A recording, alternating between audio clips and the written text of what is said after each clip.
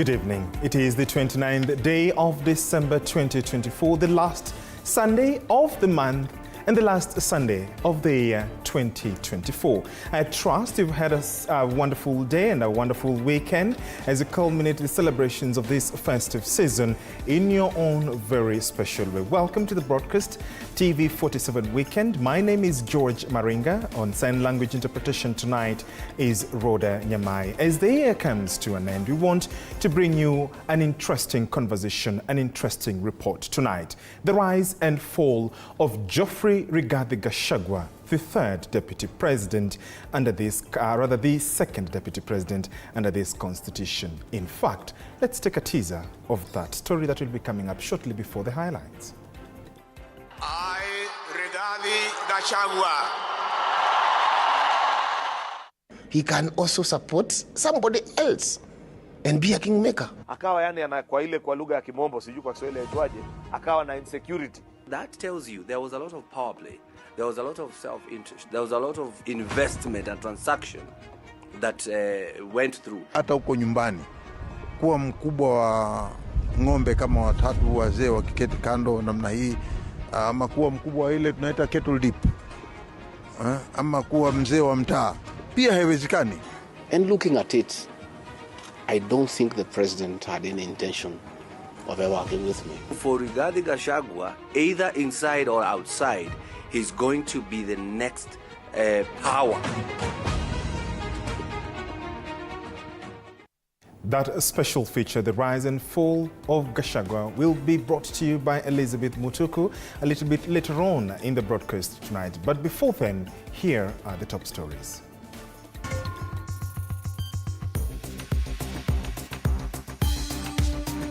Tonight, Rigathi Gachagua, Eugene Wamalwa and Cleophas Malala have ramped up their criticism of the government over the alarming rise in abductions and arbitrary arrests. The trio warns of massive nationwide protests if these disturbing trends are not immediately halted. Kumwambia rais ni zaidi ya masaa 30 tangu uongee. Wacha maongeo yako ionekane ni ya maana.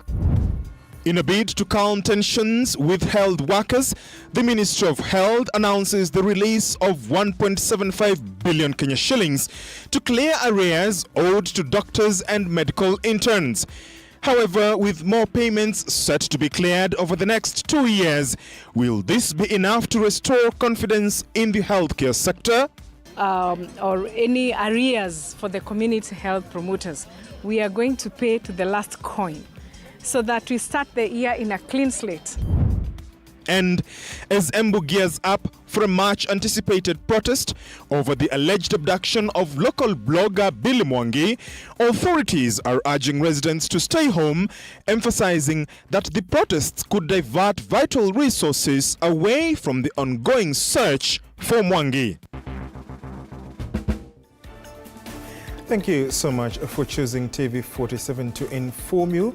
We invite your feedback. 22047 is our SMS line. Our WhatsApp number will also be on your screens shortly, even as we look forward to interacting with you tonight. To our top story tonight, the issue of Embu County, where President William Ruto has today completed a tour of Bomet County, where he attended a church service at AIC Konoin in Bomet and later on embarked on a series of roadside tours where he touted his government's achievements, urging locals to register en masse on the SHA system in order to receive enhanced health care. President Ruto further called on the clergy to pray for him and his government so as to deliver to Kenyans. While on his tour, however, Bomet Governor Hilary Barchok had a hard time in his attempt to address the public, enduring the angry residents' heckling until the president took over. Paul Kirobi opens our broadcast tonight with the third report. On his Sunday tour in Bomet County, President William Ruto attended a church service at the AIC Konoin in Bomet County. Later on, after the church service, he engaged residents of Bomet on a roadside tour, explaining the achievements his government has made, including profits generated from the sale of tea. And as is the custom on his tour, the president gave an opportunity to local leaders to say a word to the public. And all was well until things turned sour when Bomet Governor Hilary Barchok picked the microphone to address his voters. The angry residents heckled him non-stop for almost 10 minutes. Barchok was forced to explain himself to the president and to appeal to his crowd control skills. But things seemed not to calm down. The head of state later on picked the microphone and continued to address residents where he assured them of his government's continued efforts to revive agriculture sector through subsidized fertilizer, among other interventions. This week, sasa tumerelease ile vouchers ambayo mtatumia kununua mbolea ya kahawa, kununua mbolea ya chai, kununua mbolea ya ngano, kununua mbolea ya mahindi, kununua mbolea ya miwa. Hiyo kazi yote tumepanga vizuri na sasa mbolea iko tayari katika stores zetu. Tumefanya procurement. Barely days after the head of state mentioned that there are people with evil spirits who deserve prayers, Ruto urged clergy while in charge to pray for him so that he can deliver on his promises to Kenyans. Niombe nizidi kuunganisha taifa letu la Kenya. Hiyo ndio kazi nimejitolea kufanya. Kuunganisha Kenya na kupanga vile Kenya itabadilika kwa mipango na miradi ya maendeleo. With just few days remaining before the reopening of schools, President Ruto urged parents to register their children to the Social Health Authority so as to benefit from the enhanced healthcare services. Kila mzazi hakikisha mtoto wako amesajiliwa ili tuhakikisha kwamba huyo mtoto tunampangia mambo yake ya afya. Because we want to involve all society, all our children na kila mmoja wetu. Hiyo ni kati ya baraka Mungu ametujalia mwaka huu. Tulianza tukiwa pande tofauti tofauti. Saa hizi tunafunga mwaka tukiwa katika broad-based government. Paul Kirobi, TV47. Thank you, Paul Kirobi, for that report. Police in Embu County have warned residents against joining in the planned protests against abductions set for tomorrow. The protests, planned by human rights defending groups in the county, come after the abduction of Billy Mwangi, a 24-year-old university student, on December 21st. Sheila Chelangat with the details. The abduction of Billy Mwangi, a 24-year-old university student, continues to elicit more reaction from the general public, especially his hometown, Embu. Just last week on Friday, protests rocked Embu town, with many calling for his immediate release. And tomorrow, similar scenes could play out following a notice by lobby groups of planned massive protest over Mwangi's disappearance. Basi watuambie wamefanya uchunguzi wakapata ni nani anayechukua watu, anawaficha wapi na wanapelekwa wapi, kwa sababu vijana wamepotea wengi. It has been 8 days since he went missing, and with each passing day, it is a cause for worry for his family and friends. Na watoto wetu waache kusumbuliwa na maneno ambao wanaongea. In Kenya, we have freedom of expression. We are calling a government to allow the citizen to express themselves. With just hours to the D-Day tomorrow, the police in Embu have come forth and urged the residents against the protest, which they say will divert their attention and hinder their own efforts in finding Billy Mwangi. The issue of the missing person is the most critical, and we have been dealing with it day and night. But then that has not created an atmosphere which will divert us. This recent spate of abduction has also triggered a series of ultimatums from leaders demanding for immediate action from the president. The KNCHR recently saying there has been a worrying trend, with more than 100 cases of abductions recorded in the country since June 2024. Ile kitu itatusaidia ni watu wakae chini, tunjue mwanzo wa hii maneno na mwisho wa hii maneno. With the demand for answers into the surge of abduction cases, President William Ruto yesterday spoke to the matter, promising to stop the abduction of government critics. Sheila Chelangat for TV47. Thank you, Sheila, for that. A section of leaders from Embu County are calling for immediate and fast investigations over the recent spate of abductions and enforced disappearances.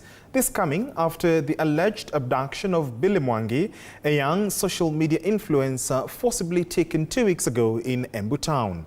Led by Embu Senator Alexander Mundigi, the leaders urged the government to take swift action, emphasizing the urgency of addressing these disturbing incidents while calling on residents to exercise patience and allow investigators to work on these cases. This comes after protests broke out in Embu town on Friday over the same, with recent data from the Kenya National Commission on Human Rights, KNCHR, revealing that 82 people have been abducted since June 2024. With 29 still unaccounted for.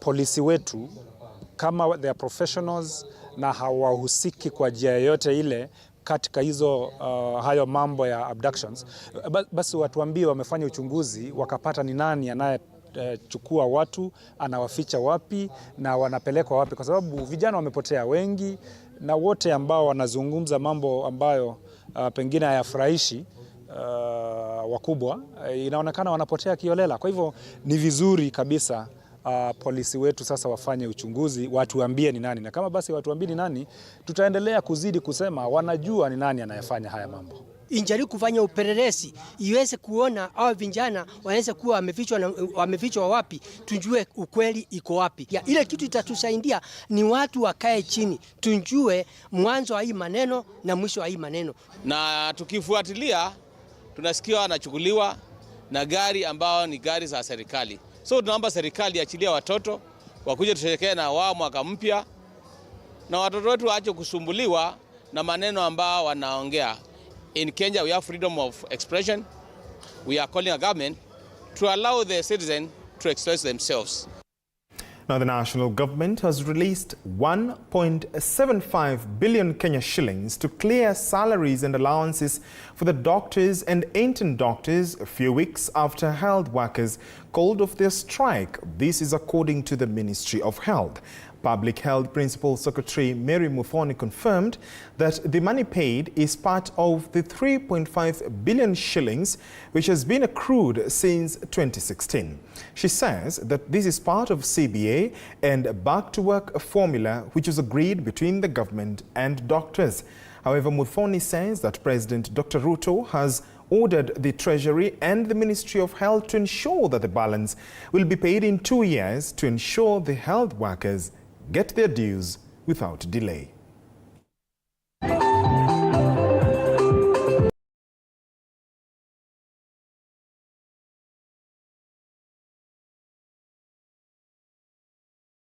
You very well know we have stated as a fact that we are not going to close the year with any debt or any arrears for the community health promoters. We are going to pay to the last coin so that we start the year in a clean slate and they can also close the year in a mood that is festive, just like any other person. So it is important to note that we care about them, and we are looking forward to opening the year and working very closely to ensure we achieve the universal health coverage, and especially using the referral system that we already have, and that is working for the Social Health Authority. Away from that, ex-Deputy President Rigathi Gachagua, the DAPK leader Eugene Wamalwa, and former UDA Secretary General Cleophas Malala have accused the government of intimidating their critics in undermining democracy in the country.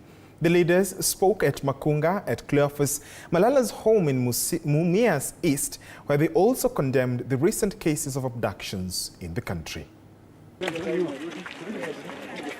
Today, on the last Sunday of the year 2024, former UDA Secretary General Cleophas Malala played host to the former Deputy President Rigathi Gachagua at his home in Makunga, Mumias East, Kakamega County, which was Gachagua's first tour to Western Kenya after his impeachment. Gachagua, who was accompanied by DAP-K party leader Eugene Wamalwa, castigated the government for undermining democracy by intimidating those with contrary opinions to those in government. So we are not going to be intimidated. Hata leo wamepiga masimu kwa viongozi wote wa mkoa wa Magharibi wakiambiwa kwamba wakionekana karibu na lile kombe la kilio Malala Super Cup kwamba shida zao zitaanza. Mimi mwenyewe nimepigiwa simu kutoka kwa ofisi kuu kusema kwamba ni cancel invitation ya rafiki yangu Rigathi Gachagua. It's just an act of desperation by a regime that has lost credibility, that has lost legitimacy, that has lost the goodwill of the people of Kenya.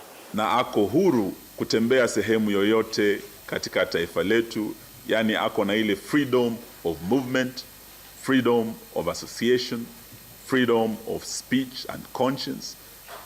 Hayo sio mambo yanategemea ukarimu wa Bwana Ruto na serikali yake. The leaders also criticized the government following the kidnapping cases reported in the country, the leaders threatening to lead protests across the country if kidnappings are not stopped. So Mr. President, you said utakomesha, lakini hawa watoto bado hufika nyumbani. Order their release from wherever they are.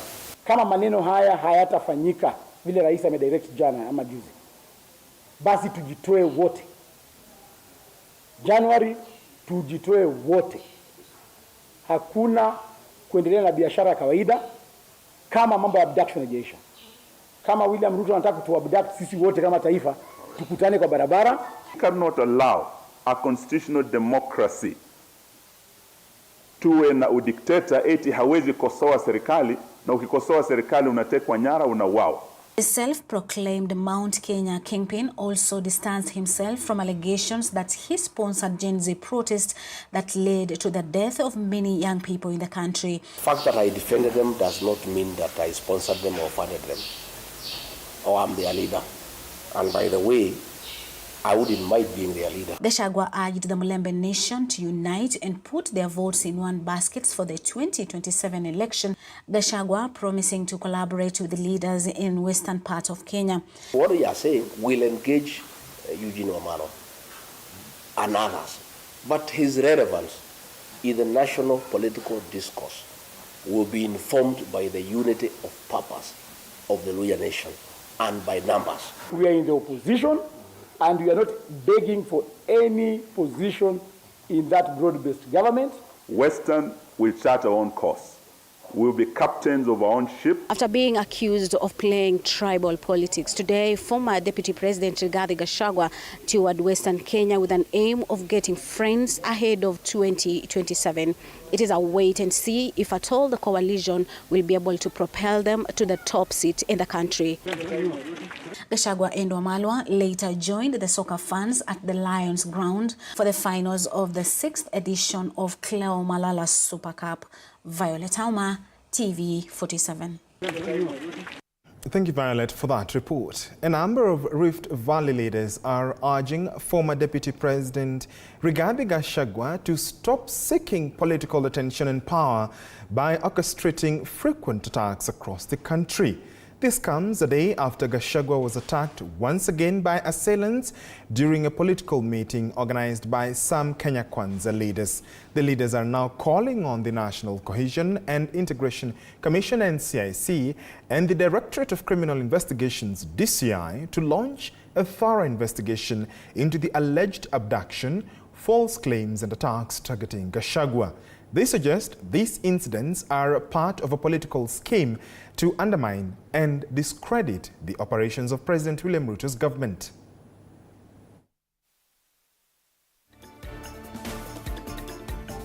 What we are witnessing is a systematic intention and deliberate move to destabilize the country and to polarize the communities in the Republic of Kenya. I want to take this moment and condemn and to call upon every leader. As much as we have political difference, we have political scores to settle, it is not the right way to polarize the country and to cause mayhem among the communities. Amesema anajua watu wenye abduct watu, na sisi tunasema kuna ofisi inaitwa DCI ambayo iko Kiambu Road. Kama anajua, aende huko Kiambu Road, aende a record statement, na akimaliza hapo asiende nyumbani. Apitie mahali inaitwa Madhare hapo. Kichwa yake iangaliwe vizuri kama iko sawa, kwa sababu nafikiri kuna kitu kibaya, kitu kidogo tu. Hiyo stage managed disruptions kwa meetings na kublame government kila wakati. Tunataka ni condemn with the strongest terms possible. Na nimuhimiza ya kwamba hii sheria, watu ambao wa DCI, watu wa investigative units, tafadhali muinvestigate ayo fake abductions na pia fake disruptions ya meetings. Wale culprits wawekwe ndani na wastakiwe. And I'm almost 100% sure that they're the ones who are plotting these issues of abduction so that it looks like it is this government that are abducting people. Away from that, Cabinet Secretary for Water and Sanitation, Engineer Eric Muga, has called on youths and Kenyans to be valued in terms of their work delivery and skills they have other than their political backgrounds. CS Muga, who stands the youngest CS in Ruto's cabinet appointed at the helm of Gen Z street rupture, says the youth must be given opportunities to serve at their capabilities with support instead of sabotage from the presumed high political class. CS Muga has also called on Meru leaders to speak in unity. However, his statement comes in the wake of political tension in Meru, where there is pressure from senior and former political bigwigs from Meru against CS Eric Muga, who they say doesn't carry or present the face of Meru community in the government.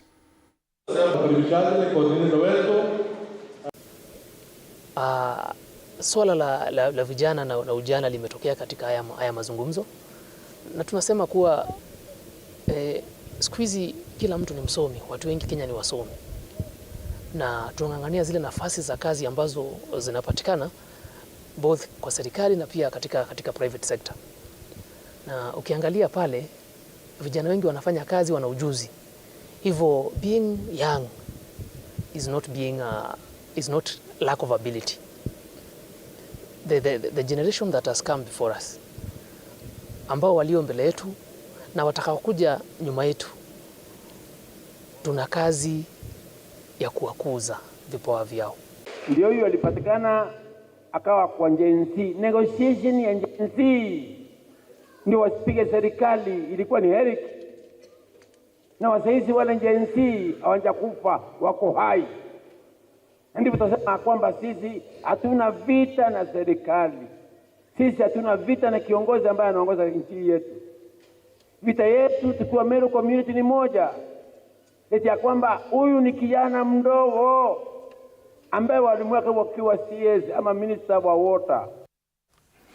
Now, Machakos Deputy Governor Francis Mwangangi has rejected the government's claim that it is unaware of those behind the recent abductions of young Kenyans.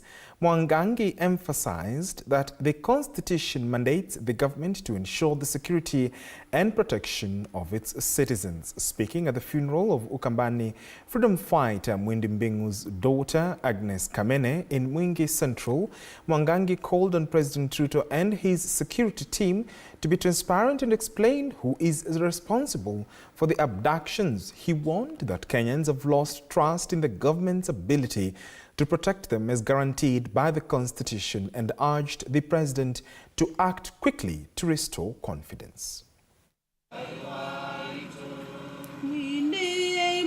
Professor, it is so sad. Our country today, we are talking about forced disappearance, forced abductions. Na yule rais tuko nayo anasema yeye ajui kama kuna watu wanapotea na ni yeye anatuongoza. Hii maajabu haya. Mheshimiwa Ruto, watoto wako wanapotea, alafu wakipotea wewe unasema ujui. Tumekuwa wazee, hao watoto Nani ata take over the country? Nani ata take over as an MCA? Who will take over from professor?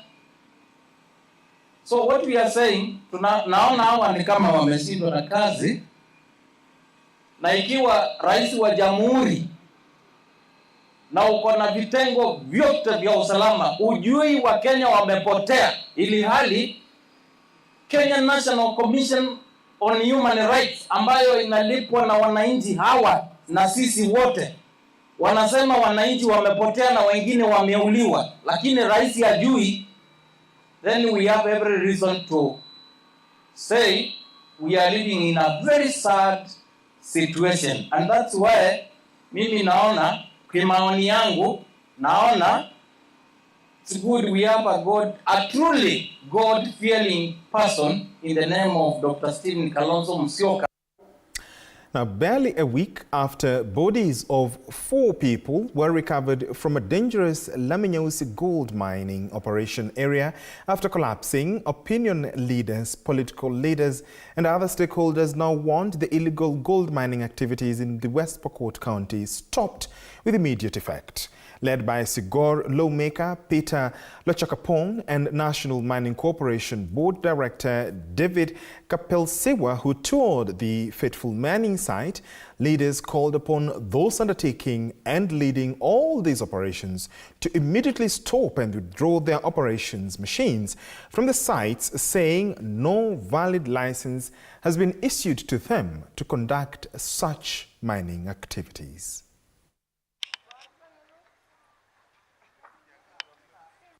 Sisi tumeshangazwa sana kwa sababu tumekuja hapa, tumepata Chinese karibu 6, hawaelewi Kiswahili, hawaelewi Kiingereza, hawawezi ongea na mtu yoyote hapa, na hapa wameweka mashini zao hapa, wanaishi hapa na wanachimba gold area hii, wanachimba minerals pande hii. Sisi tumeshangaa, hata tujui kama wako na makaratasi, kama wako hata na permit ya kufanya kazi katika Kenya hii. Hiyo ndio kitu ambayo imetushangaza. Lakini sasa wamejificha nyuma ya mtu anaitwa Mohamed. Wakasema sasa hapa wako wanafanyia kazi mtu anaitwa Mohamed. Kuuliza hao kampuni yao ni gani hawajui. Kuuliza hao kama wako na leseni ya kukuja kufanya kazi hapa hawajui. Kuuliza hao kama kuna mtu yoyote ambaye ameruhusiwa kukuja pande hii hawana habari. Mimi leo nimekuja na mheshimiwa mjumbe wa Sigor kufika hapa Segir, na tumejionea mambo ambayo hatujaamini kwa macho yetu. Ya kwanza ni kwamba tumepata watu wa Chinese ambao hawaelewi Kiingereza. Na ukiuliza nani waliowatuma hapa, wanasema kuna mtu ambaye tunafanyia kazi, huyo Mohamed. Na Mohamed mwenyewe hatumuoni hapa. Na mambo ambayo yamefanyika ni kwamba ni against ile act ya Mining Act ya 2016. Kwamba hakuna mtu yeyote ambaye anafanya kazi bila kupata leseni kutoka kwa National Mining. Na hiyo prospective license lazima iwe sign na waziri mwenyewe.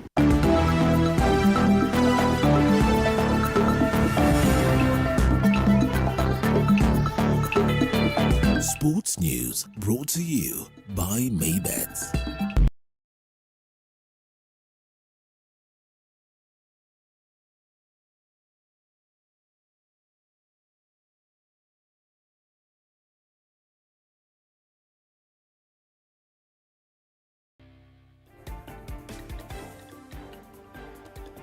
Let's get sporty. Nominated Cabinet Secretary for Sports Salim Mvurya has reiterated the government's commitment to host the African Nations Championship CHAN on February next year by ensuring timely completion of the critical infrastructure. Mvurya affirmed that the country's stadia and training grounds will be ready before the deadline set by the Confederation of African Football, CAF. He also disclosed that the government is planning to construct 37 sports academies across the country at a tune of 1.7 billion shillings, with 110 million of the budget set to be used for Matuga and Kinango projects in Kwale County. The African Nations Championship will be co-hosted by Kenya, Tanzania and Uganda.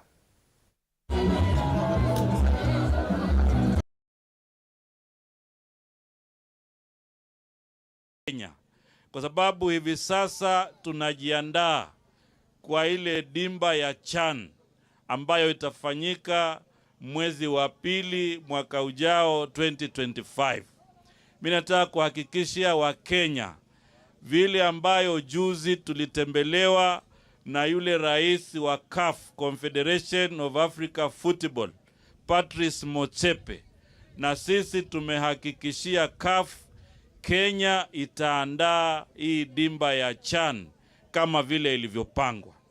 Kwa sababu vile viwanja ambayo ilikuwa tumeweka kipaumbele, kiwanja ya Kasarani, kiwanja ya Nyayo, ile nyingine ya Ulinzi na ile ya Polisi Sako na ile nyingine ya Kiambu ambayo pia ni training ground, hiyo viwanja itaisha kwa wakati unaofaa. The Kenyan national soccer team, Harambee Stars, is currently in camp at the M-Pesa Foundation Academy, sharpening their tactics as they prepare to take off for Zanzibar to participate in the Mapinduzi Cup. The Stars, led by interim head coach Francis Kimanzi, are using the camp as means of building a strong foundation for both the Mapinduzi Cup and the African Nations Championship. The 37-man provisional squad, which includes a blend of experienced players and young talent, is undergoing tactical drills and evaluations to ensure all players are ready for the upcoming tournament, which kickstarts on the 3rd of January.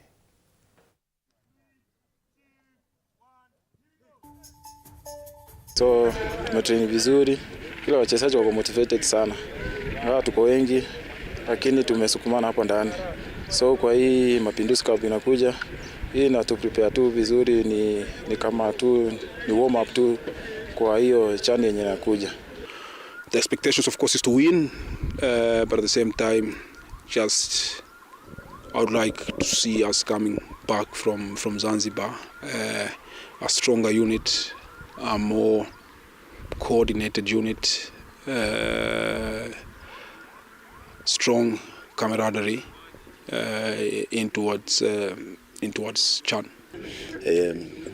Bigger number of players in the camp for the reason of looking ahead of what is expecting us as a country and as a team, that we have to build a team.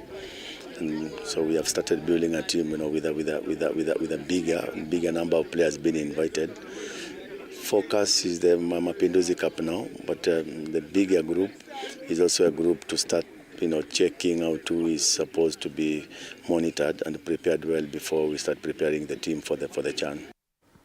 Now, Soy United edged out Samitsi FC to clinch the 2024 Karamuja Super Cup title in a match played in Kakamega County. This was the 6th edition of the Karamuja Super Cup, which saw champions Soy United pocket a total cash prize of 500,000 Kenya shillings, thanks to a Mohamed Wangai goal in the 17th minute.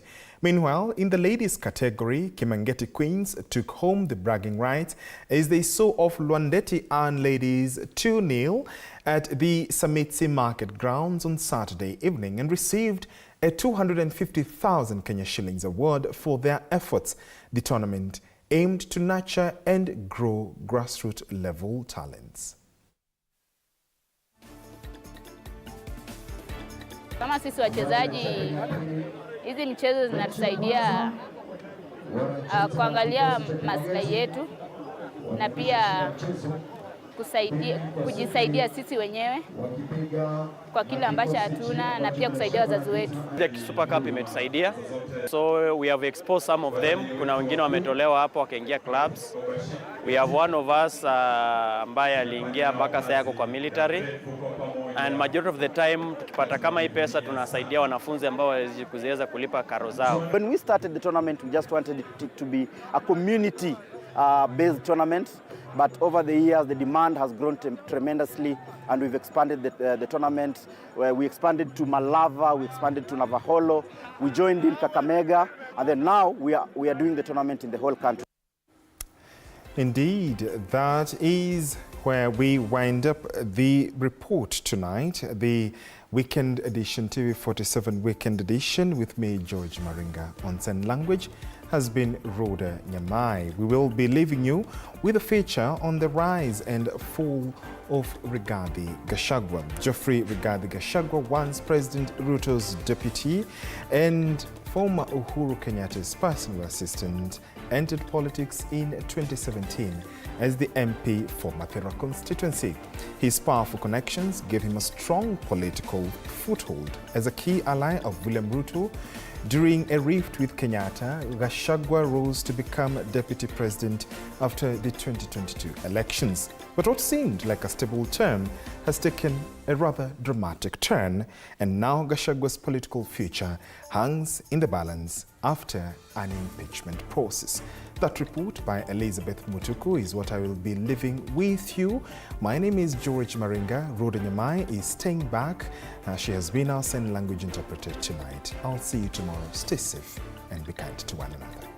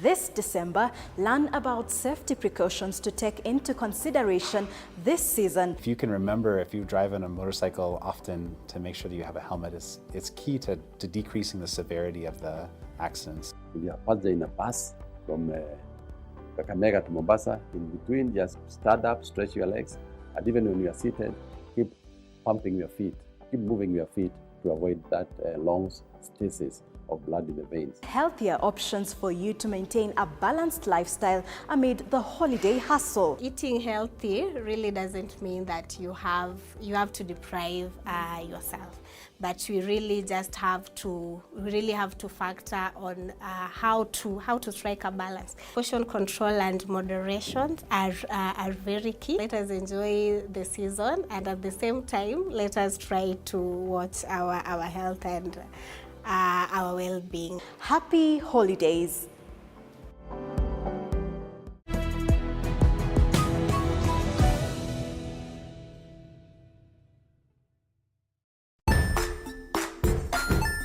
Hey there friends, welcome to Kids on the Block, where fun and imagination come alive. We dive into magical world filled with exciting adventures and awesome friends. What position were you in? I was number 2. What position were you? Number 1. He decided to cross the bridge by his house and look for food on the other side. We're going to do half cup of chocolate chips, and the other one, we're going to do half cup of the blueberries. So, grab your imagination hats and get ready to explore with us. Join us every Saturday at 9 a.m. for new friends, amazing stories, and tons of laughter.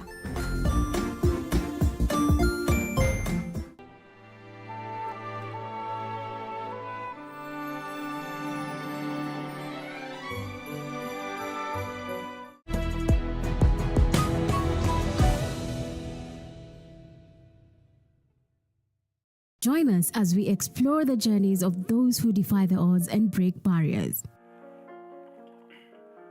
We dive deep into the stories of triumph. Sometimes when parenting a child with a special need or whatever disability, family life becomes a bit complicated and you may end up raising the child on your own.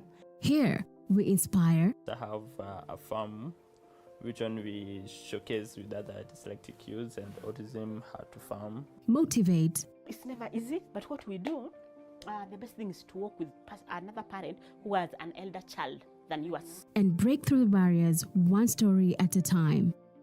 Push your boundaries beyond the limit. Saturdays at 8 p.m.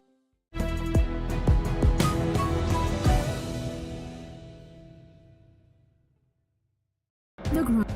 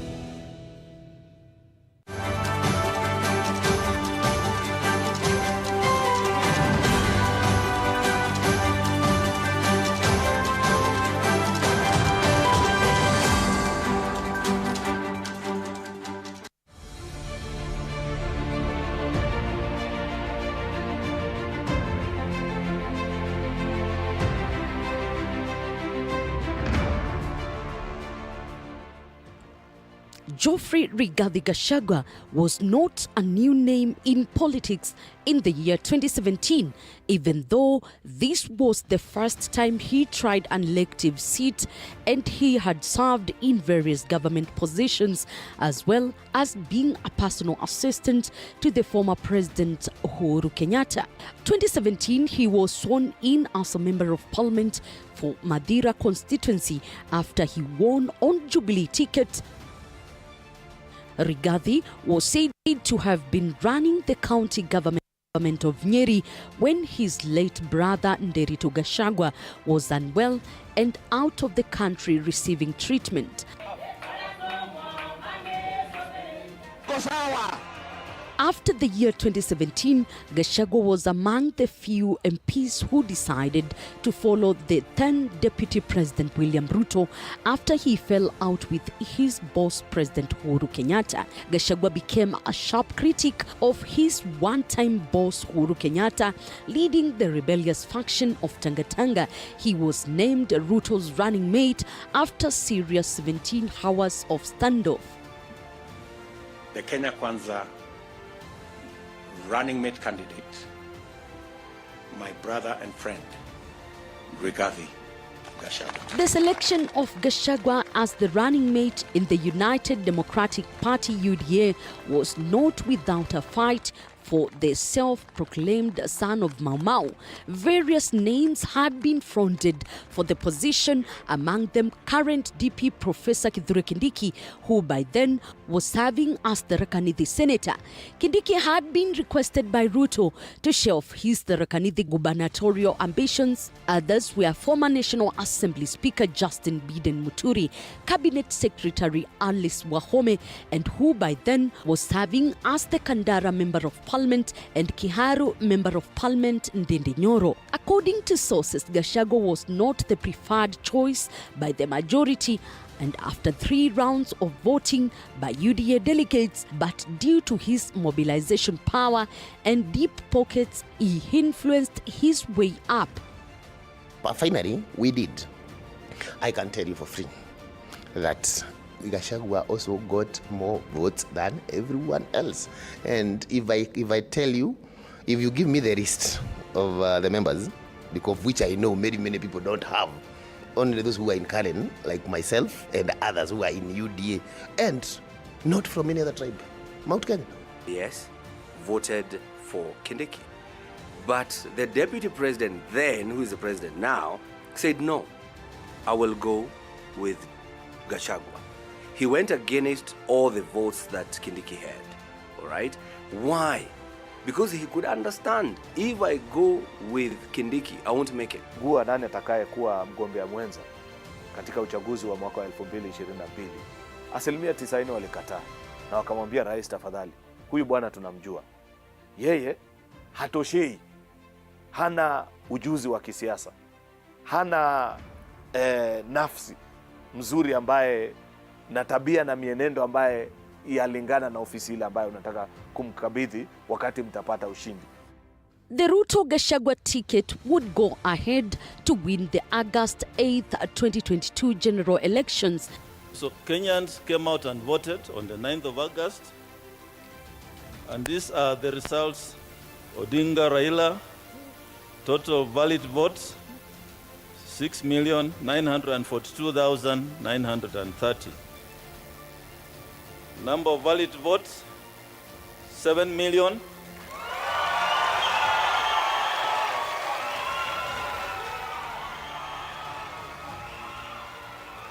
I invite the President-elect to come forward and receive his certificate. And Gachagua was declared Kenya's second deputy president. I, Rigathi Gachagua. On 13th September 2022, Geoffrey Rigathi Gachagua took oath of office as the principal assistant to President William Ruto with the hope of serving 5 years term. So help me God. Tumpongeze kwa makofi Mheshimiwa Naibu wa Rais.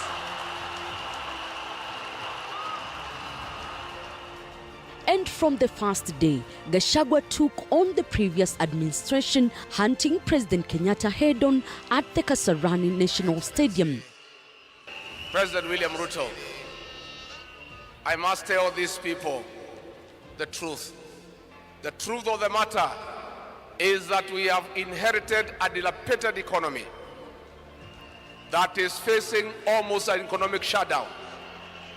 Where again, poor people will never again be evicted in brutal evictions by state agencies.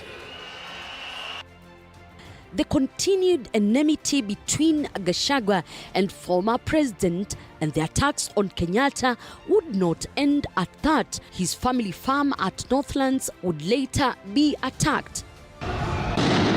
The country would later face demonstrations and chaos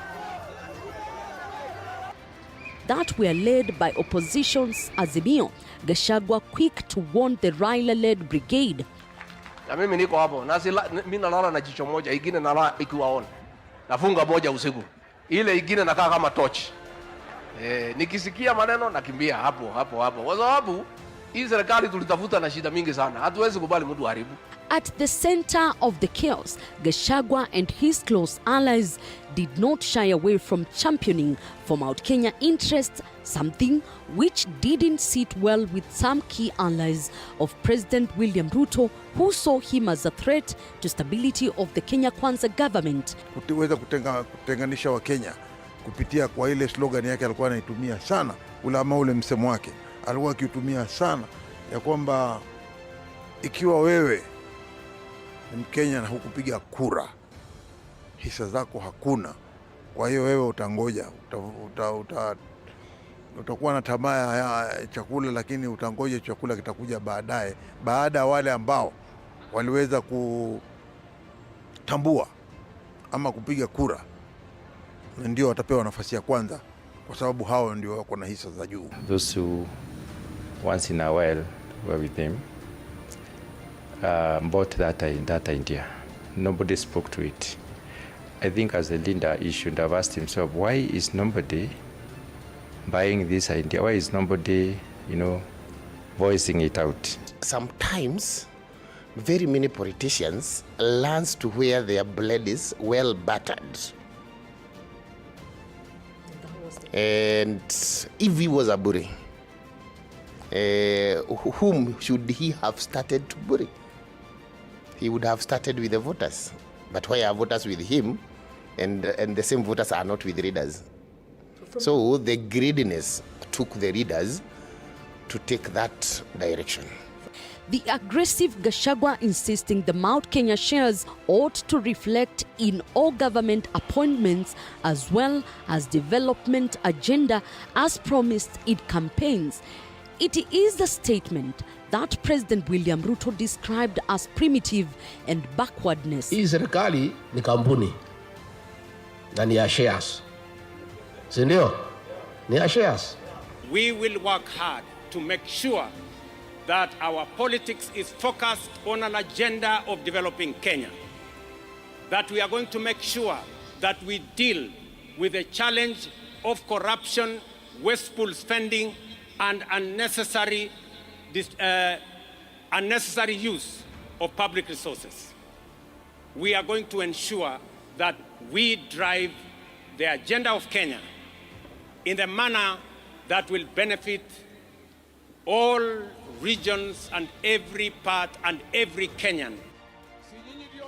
It is at the moment that the relationship between Gachagua and his boss was seen to have gone sour. Rais William Ruto kura alikuwa amehangaishwa sana, si ndio? Si alikuwa ameteswa? Si alikuwa amedhulumiwa?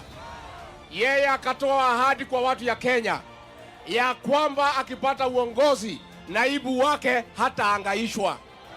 Sisi tunamuuliza rais, weka ahadi yako, deputy president yako asikosewe heshima. In his word, the relationship was dented at the first year of the Kenya Kwanza government. Kama mbaya, but he will not be taken through that. Gachagua accused his boss, President William Ruto, of not taming the aggressive Mount Kenya young turks who had already started growing wings in advancing their future political agenda. The truthful man seemingly agitated by the move, though President William Ruto intervened. In fact, some of the political leaders from his Mount Kenya background endorsed Kiharu Member of Parliament Ndindi Nyoro as possible replacement for Gachagua. Sisi kama vijana, we must sit down na hapa Kiharu tutatangaza rais akitoka mahali hapa, maanake tumefanya kazi ambayo tumeona ile kazi ambayo anayofanya kwa muda mrefu. Kuna urafiki ambao mmekuwa nao. Yeye hakuwa anachukulia vizuri wale ambao walikuwa wanaonekana ni kama ni marafiki na rais zaidi yake, na yaweza kuwa hata si kweli, yani ni hisia tu ambayo unaona kwa nini wewe kila siku nikija State House ninakupata ama ninasikia mnazungumza na rais sana, akawa yani kwa lugha ya Kimombo, sijui kwa Kiswahili aitwaje, akawa na insecurity. Sources say that the straw that broke the camel's back in Gachagua-Ruto relationship was at the height of anti-finance bill protest by Gen Z. Gachagua is said to have altered words that broke the already messy relationship. Gachagua would later hold a press briefing in Mombasa minutes after his boss addressed the nation and seemingly reading from a different script on the matter. All these things happened because of government failure. It should never happen. Let us see how to compensate those families, those who are dead. We help those who are in hospital with bills, and we help to bury them. Gachagua then urging the president to listen to the young Gen Z. Where did we stop listening to the people? President William Ruto and I were the darling of the Kenyan people. Later, he was accused of being aware and his involvement with planning the protest. His close allies James Gakuya of Embakasi North and Major Dong of Embakasi Central, among other, facing DCI over the matter, who until to date insist it was just a plan to soil their names. Kwa njia moja ama nyingine, yeye alihusika katika maneno huo. Kwa nini nasema hivyo? Ninasema hivyo kwa sababu hapa Nairobi, mji huu umegawanyika kwa eneo tofauti tofauti ambazo wanasiasa kadha wa kadha wana ushawishi wa vile mambo yanafanyika. Kwa hivyo unapoona wananchi pahali fulani pengine kumewaka moto, mambo yamechemka, unajua sababu sisi ni wanasiasa na tunajuana. Unajua ni hapa Liz, hawa ni watu wake. There were demonstration all over the country. That means if it was sponsored by anybody, that person is so powerful. He's so powerful. And he has support in all 47 counties. Kaniambia nimsaidie rais kwa kazi. All this long, Gachagua stood with his Mount Kenya or the so-called Murima people. Niendelee kuchunga mambo ya mlima ama nisichunge? Sasa hiyo kuchunga mambo ya mlima inaniletea matatizo.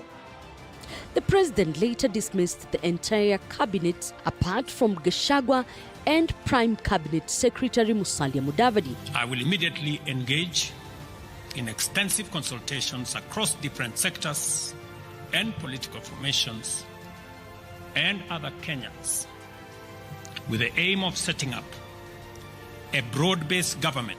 At the height of the dismissal, Gachagua insisted that the Mount Kenya region should get its share back in the cabinet.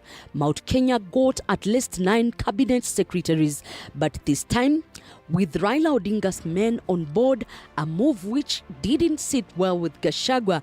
His allies spoke of sidelining the deputy president, and later Gachagua stating of even missing out on his boss itinerary. This is just a power play. There were so many people who are not probably happy with the deputy president, and those are the inner circle of the president. But I do not have a problem with the inner circle. I only have a problem with my president, whom I voted for, because he could have done something. He could have spoken about it. He could have mentioned it. And I'm also very angry at the Prime Minister Raila Odinga, because he used that opportunity also to kick out a person from the mountain. Yet he wanted the support of all of us as a country to vouch for him to be the chairman at AUC.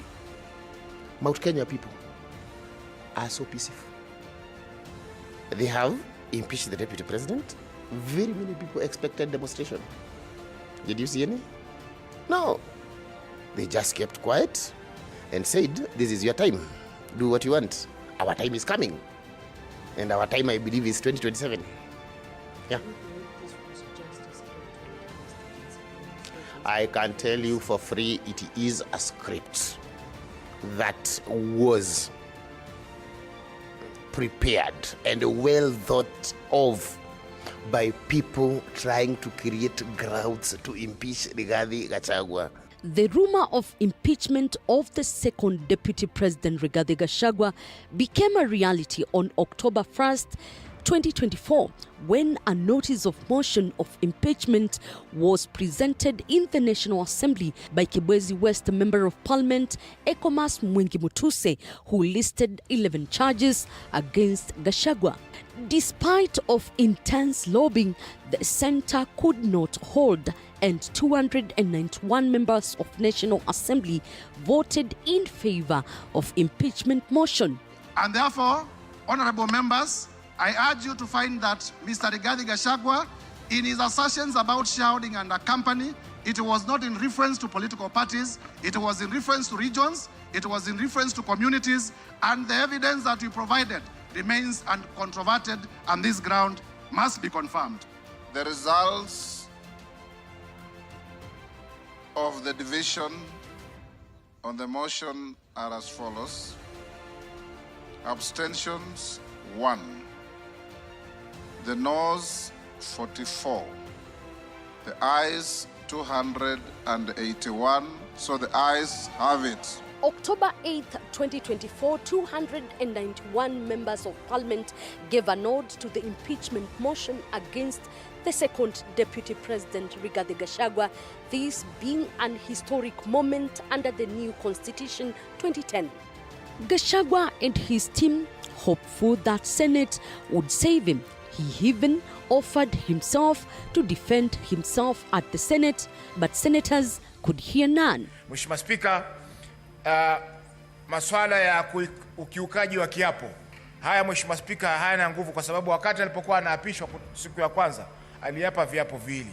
Kwa hivyo hatujui ni kiapo kipi ambacho alikikiuka wakati Mheshimiwa Muthusi alipokuja hapa na kuzungumzia masuala haya. The Speaker, I would have expected that the crumbling relationships within the Kenya Kwanza administration would perhaps have been handled within their PG or their NEC and resolved there.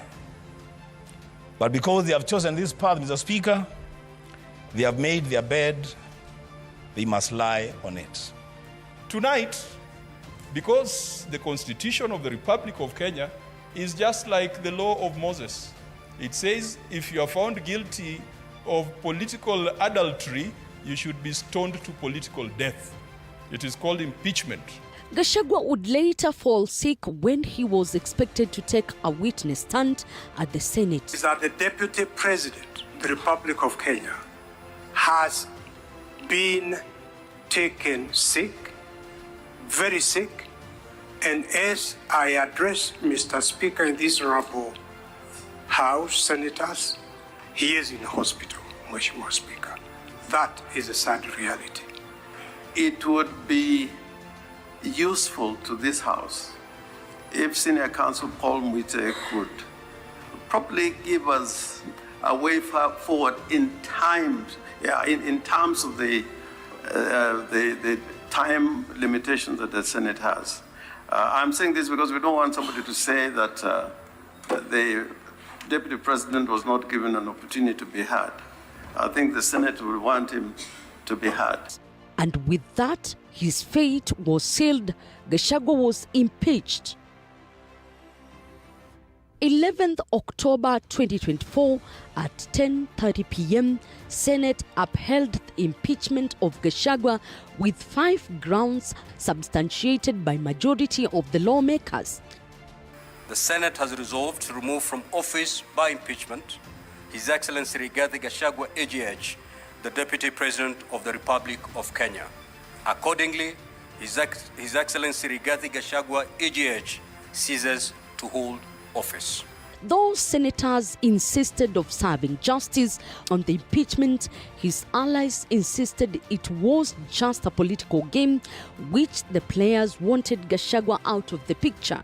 It was called prima facie. It was called, it's a case of how you look. You know, when I see how you look, if I don't like you, I can just vote you out.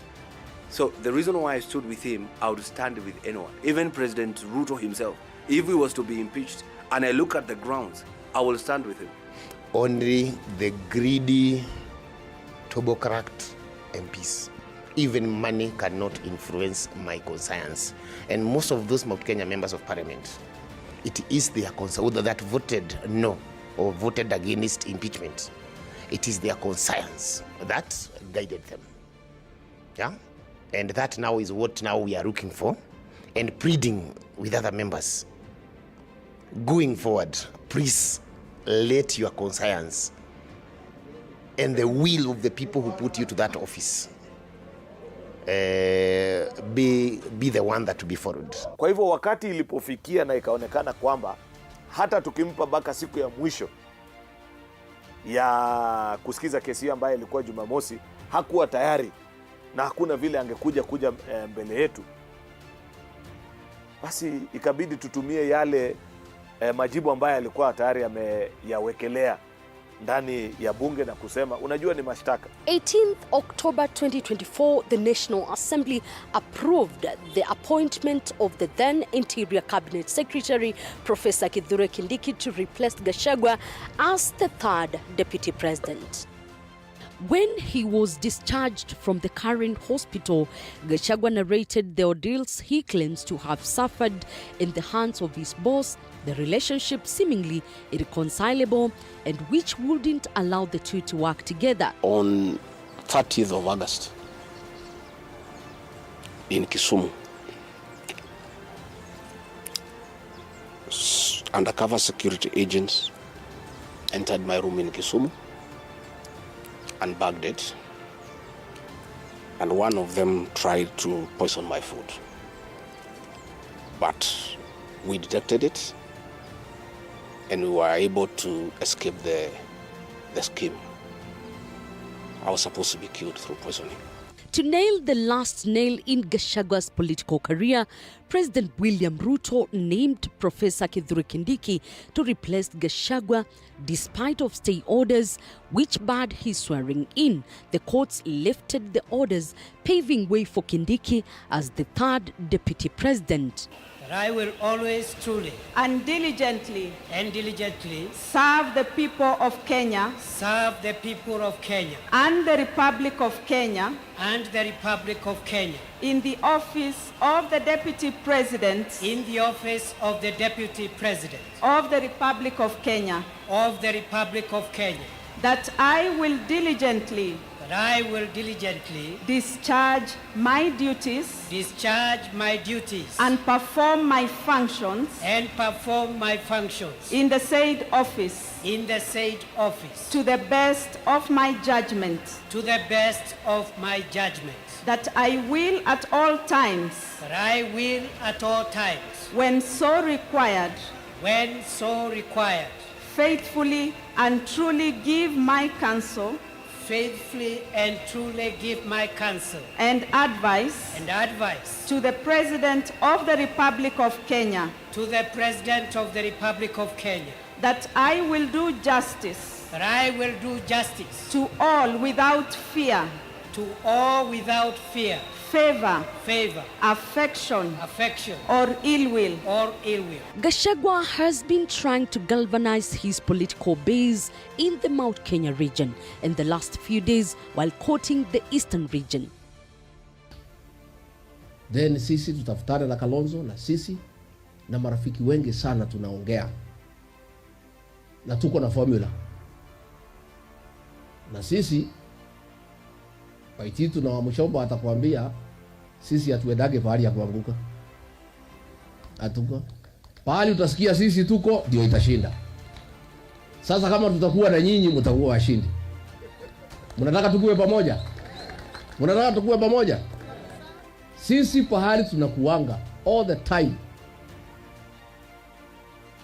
The winning team, we are always there. It is only a selfish leader who believes that it is only him and him alone who can lead.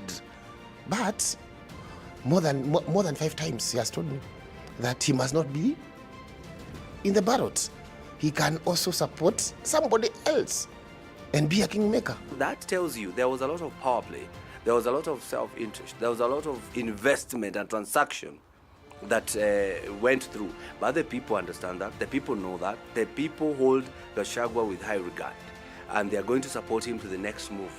And I'm telling you, because now we understand we will never go into any other government without putting pen on paper. So for Rigathi Gachagua, either inside or outside, he's going to be the next power. Bunge la Seneti likisema ya kwamba limekung'atua kwenye mamlaka kisiasa, yani impeachment, basi wewe mambo yako ya hata huko nyumbani kuwa mkubwa wa ng'ombe kama watatu wazee wakiketi kando namna hii, ama kuwa mkubwa wa ile tunaita kettle dip, ama kuwa mzee wa mtaa, pia haiwezekani, hairuhusiwi, na utakuwa ukiukaji wa sheria. Was the relationship between President William Ruto and former Deputy President Rigathi Gachagua for convenience or interests? It was a political game by the president to get rid of me. And looking at it, I don't think the president had any intention of ever working with me. I think he just needed me to help him win the election because of my mobilization capacity and the faith the Mount Kenya region has in me. The fate of glamorous political career of the second Deputy President Rigathi Gachagua hangs in balance in courts, awaiting determination on whether he was properly impeached or not. Elizabeth Mutuko, TV47, Nairobi.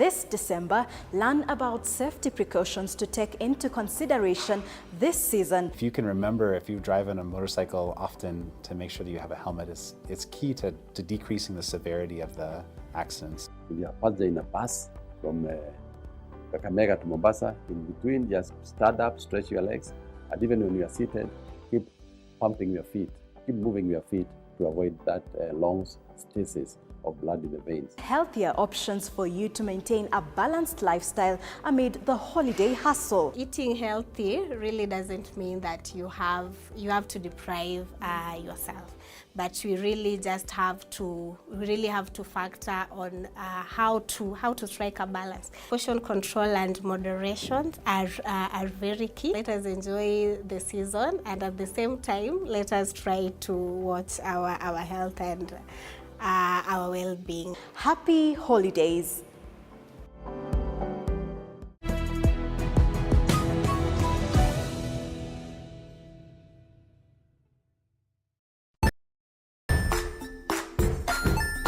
Hey there friends, welcome to Kids on the Block, where fun and imagination come alive. We dive into magical world filled with exciting adventures and awesome friends. What position were you in? I was number 2. What position were you? Number 1.